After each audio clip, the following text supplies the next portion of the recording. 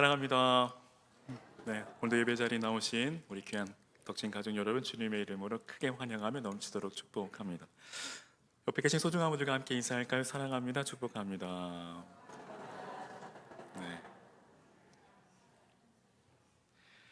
2025년 올해 우리 교회 표어 한번 같이 함께 외쳐볼까요? 시작. 내 증인이 되리라. 내 증인이 되리라입니다. 근데 사실 이 표현은 우리 교회만이 아니라 이 땅의 모든 교회에게 주신 표어이기도 합니다. 그 이유는 그러니까 이 표현은 The Great Commission, 예수님의 지상 최대 명령이기 때문입니다. 곧 예루살렘과 온 유대와 사마리아와 땅끝까지 이르러 주님의 증인이 되리라는 것입니다. 그러니까 이것은 당시 제자들이 절대 거부할 수 없는, 거절할 수 없는 명령입니다. 그리고 주님이 그들을 불러 세우신 목적이기도 하죠. 뿐만 아니라 이는 오늘 우리에게도 동일하게 주어진 명령이고 사명입니다.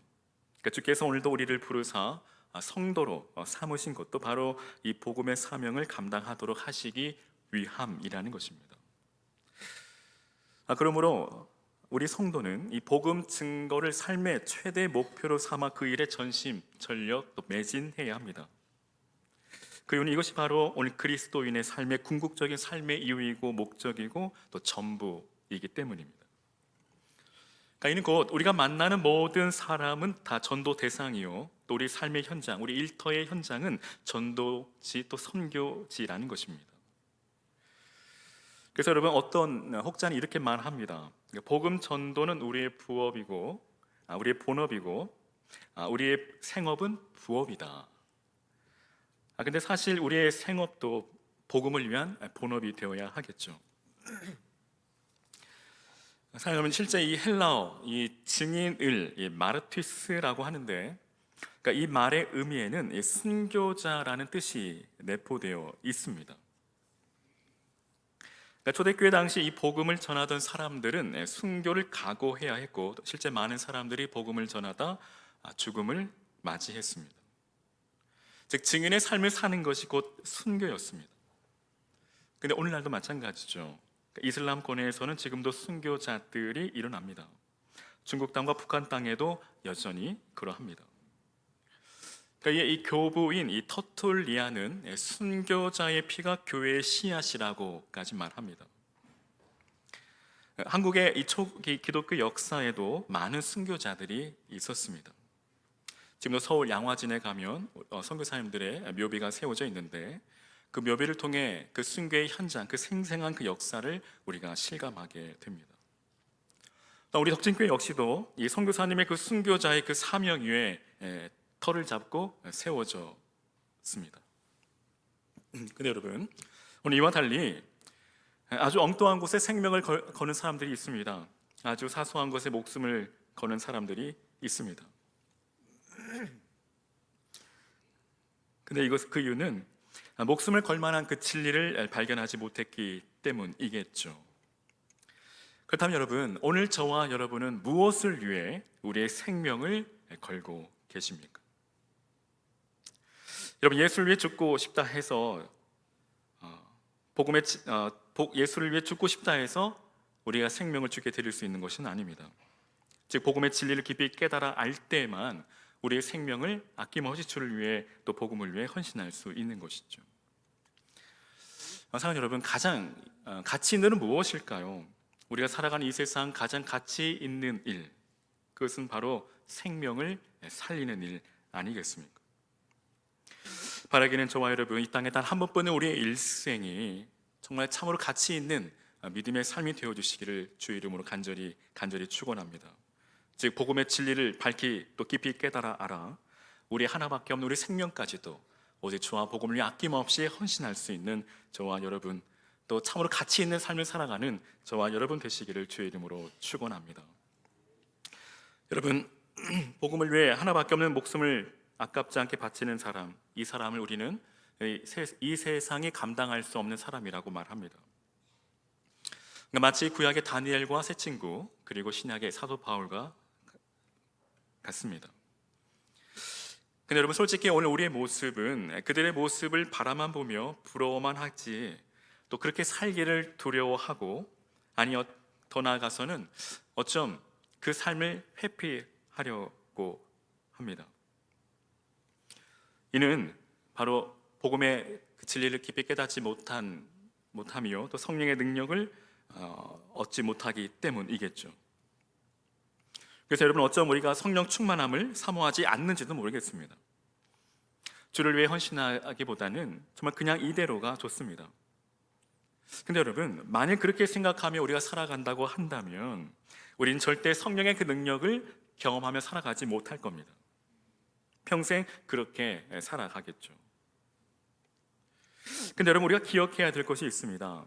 그리스도인의 삶을 포기하는 것은, 그러니까 증인의 삶을 포기하는 것은 곧 그리스도인이 되기를 포기하는 것과 같다는 것입니다. 다시 말해, 그리스도인이 되기를 포기하는 것은 곧 그 삶에 구원이 없다라는 것입니다. 그래서 여러분, 우리가 증인의 삶을 살아가는 것은 취사 선택의 문제가 결코 아닙니다. 증인의 삶은 시간이 남아서가 아닙니다. 증인의 삶은 연례 행사가 결코 아닙니다. 증인의 삶은 그리스도인의 삶의 이유이고 삶의 목적이고 삶의 전부입니다.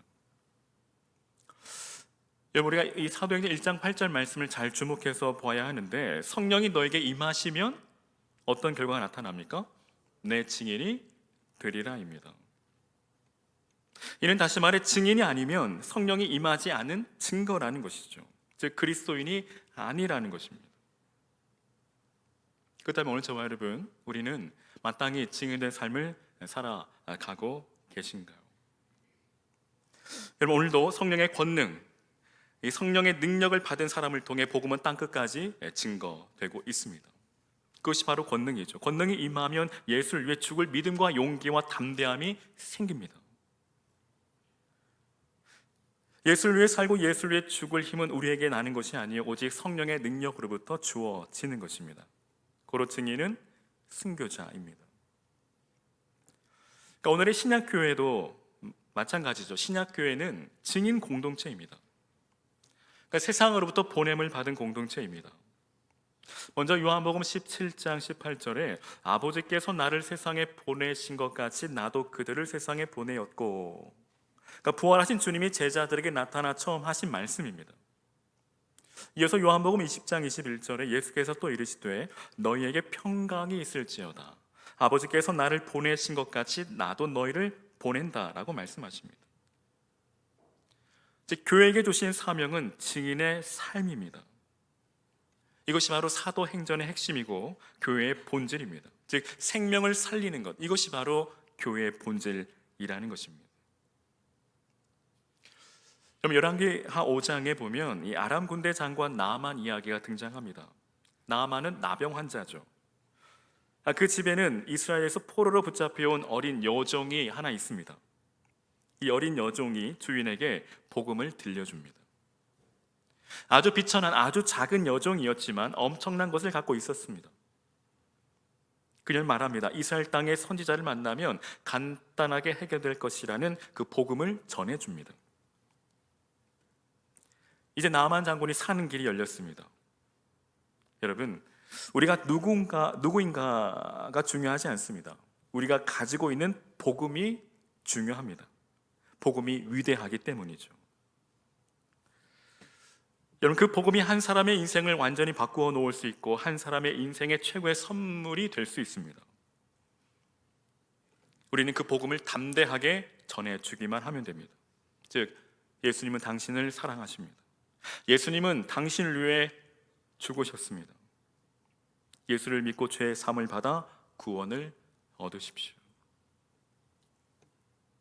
오직 예수 그리스도만이 생명의 기림을 전해 주어야 한다는 것입니다. 오늘도 이 복음이 바로 생명을 살립니다. 바라기는 저와 여러분, 우리 입술을 통해 이 복음이 증거됨으로 생명의 역사가 일어나기를 주의 이름으로 간절히 축원합니다. 우리 입술을 벌려 복음을 전할 때 그곳에 놀라운 새 생명의 역사가 불같이 일어나기를 주의 이름으로 간절히 축원합니다. 거듭 말씀드리지만 이 복음 증거는 오직 성령의 권능, 성령의 능력으로 가능합니다. 8절을 보면 예수님께서 제자들에게 오직 성령이 너에게 임하시면, 오직 성령입니다. 너희가 권능을 받고 예루살렘과 온 유대와 사마리아와 땅 끝까지 내 증인이 되리라고 말씀하십니다. 그러니까 우리가 특별히 여기에서 주목해 보아야 할 말씀이 있습니다. 그것은 바로 주님의 증인이 되기 위해서는 반드시 성령이 임하셔야 한다라는 것이죠. 그 제자들에게 권능을 주셔야만 가능하다라는 사실입니다. 이처럼 주님의 증인이 되기 위해서는 반드시 성령께서 주시는 권능을 받아야 합니다. 그 권능을 받지 않으면 복음의 증인으로 살아갈 수 없습니다.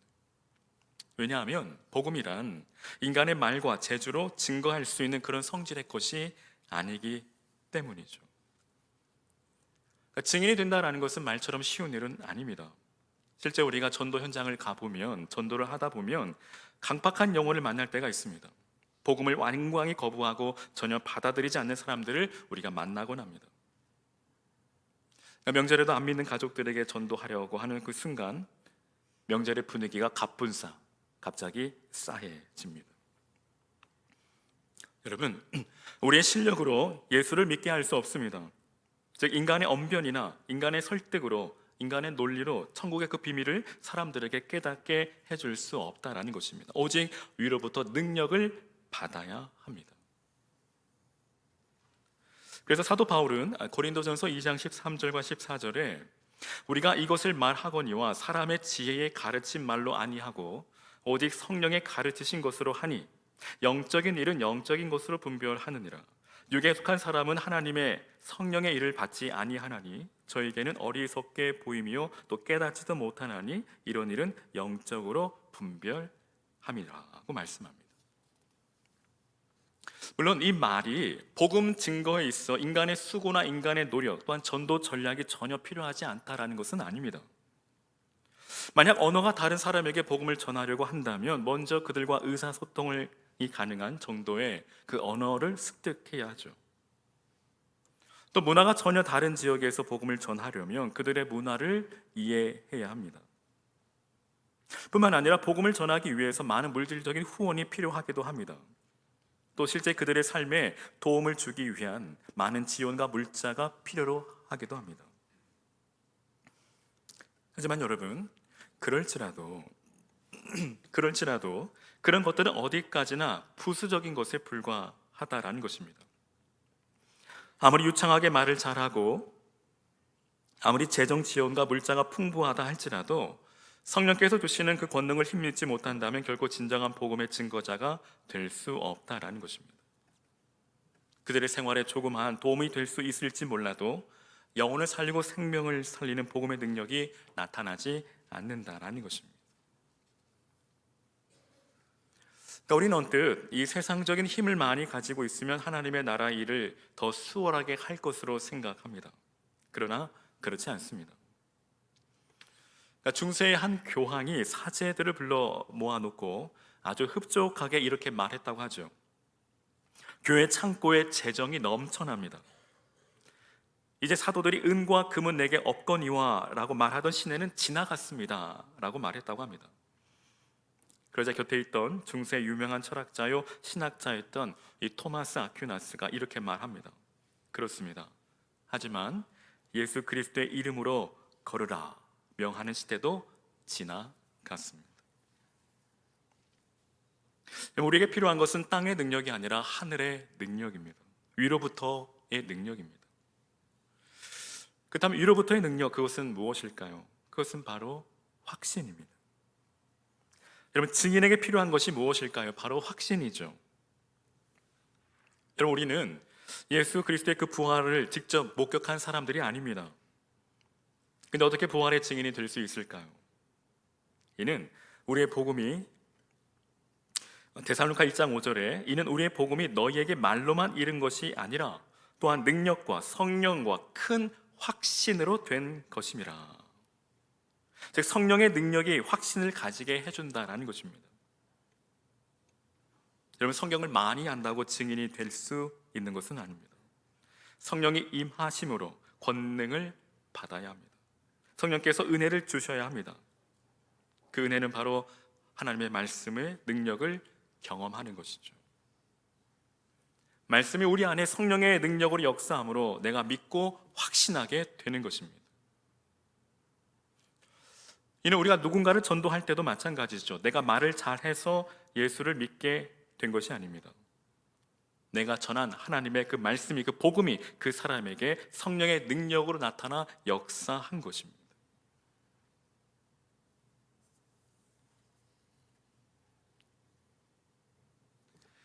그래서 여러분, 성령 충만함을 구해야 할 이유가 바로 여기에 있다라는 것이죠. 여러분, 성령 충만을 오해하지 마십시오. 성령 충만 어떠한 신비적인 현상이나 어떠한 능력이 아닙니다. 성령 충만함이란 곧 증인된 삶을 살아가는 것입니다.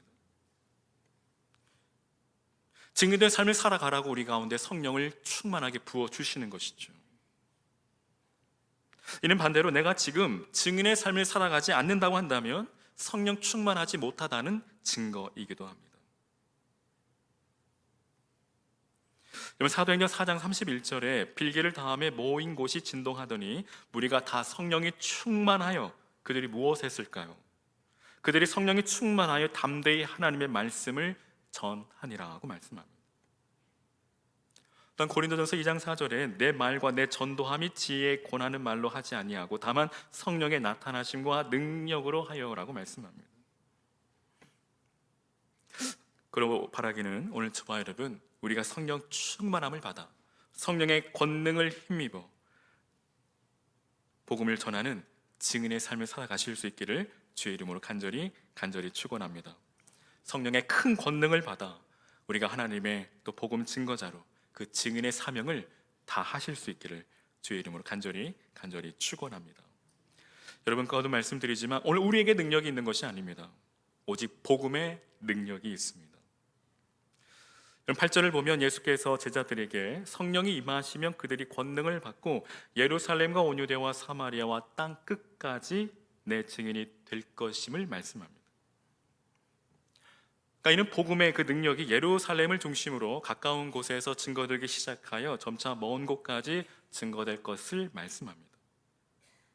그리고 실제 사도행전을 보면 예수면 그 말씀 따라 예루살렘과 그 인근에서 증거되기 시작하여 점차 먼 곳으로 확장되는 것을 우리가 보게 됩니다.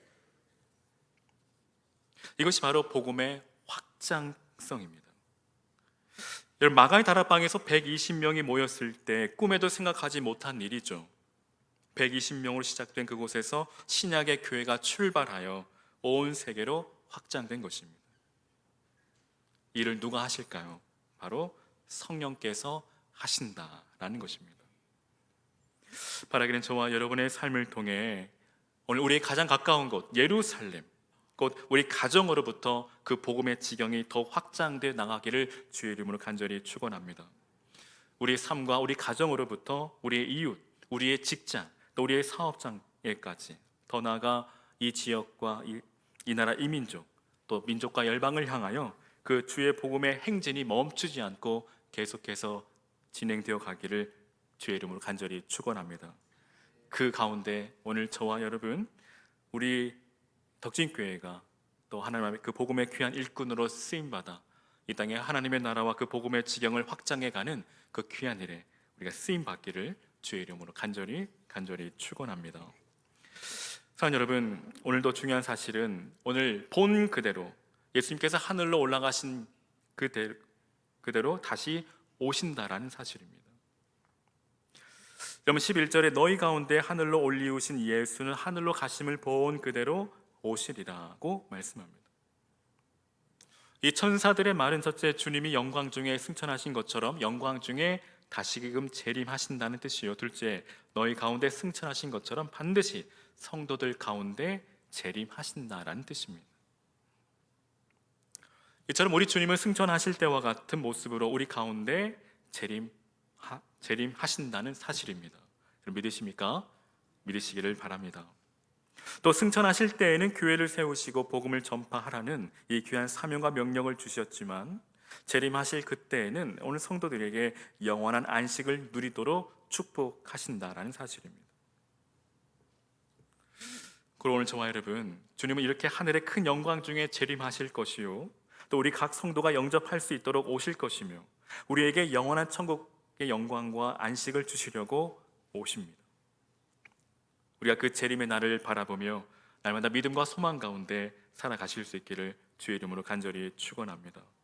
주님 다시 오실 그 재림에 대한 그 소망을 가지고 비록 이 땅에서 또 어려운 일을 당할지라도, 비록 고난 가운데 있을지라도 우리가 인내와 소망을 가지고 주님 다시 오실 그날을 바라보며 또 우리에게 맡겨주신 이 성도의 본분, 즉 증인의 사명을 끝까지 잘 감당하실 수 있기를 주의 이름으로 간절히 축원합니다.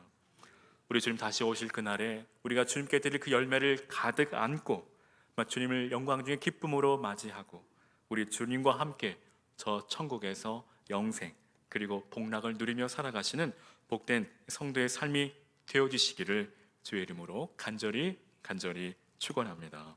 아멘.